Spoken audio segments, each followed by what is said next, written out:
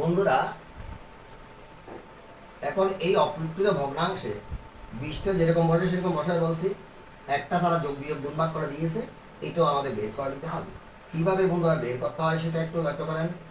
20 ভাগে 2 0 2 1, 20 দিয়ে এটাকে ভাগ করো, 2 0 2 1।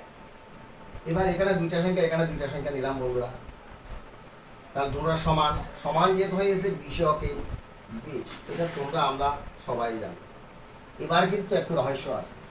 ভাগ অঙ্কে ভাগ করার পর বিয়োগ করতে হয়, তাহলে 0 থেকে 0 গেলে 0, 2 থেকে 0 চলে গেলে 0। এই শূন্যগুলো বাম দিকে লিখতে হয় না, অন্য কোনো সংখ্যা না থাকলে, বাম দিকে অন্য কোনো সংখ্যা না থাকলে ওই শূন্যগুলো কোনো ভ্যালু নাই। এখন বন্ধুরা, এই 2 নামালাম, এই জায়গায় কিছু নাই, এই সংখ্যাটা এটা থেকে ছোট, এই কারণে এখানে একটা 0 দিতে হবে।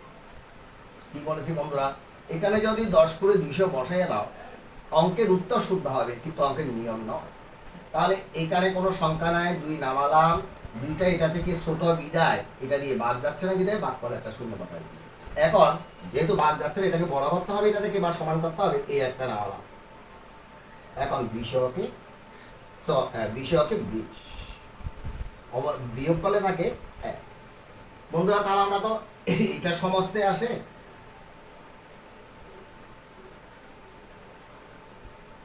এটা হর হয়, এটা লব হয়। বন্ধুরা, তারা লব আর হর দিয়ে দিয়েছে, অর্থাৎ 20 ভাগের 1 দিয়ে দিয়েছে, বাকি 101 আমাদের খালিস্তানে হবে 101 বাই